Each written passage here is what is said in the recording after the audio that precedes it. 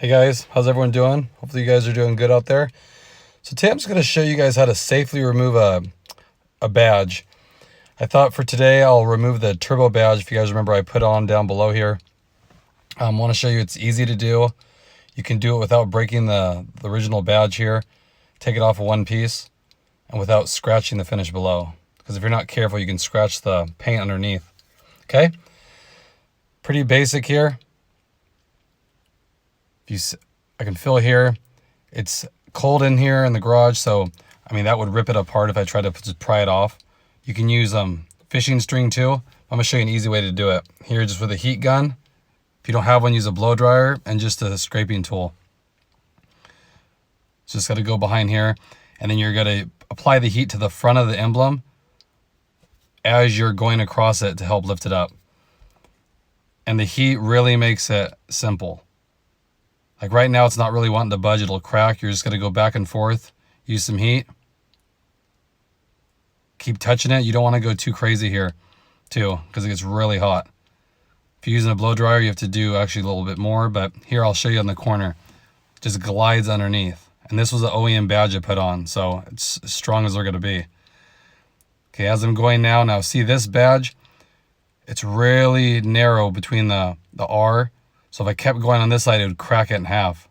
Depending on what badge you're taking off, you just have to pay attention. So now I'm going to go over to the right side and get it from that side, just so I don't break the badge, because I do probably want to reuse it. Okay, so same thing, you just go underneath it here. It'll bend a little bit. It's okay. It's not going to crack. Just you have to be careful. And then get underneath it. And the double-sided tape is really gooey at this point when you have the heat. So that's probably all you need right there. Then just put the heat away. You can see how loose that is right there. So I can just pull it with my hands. Again, you don't want to force anything.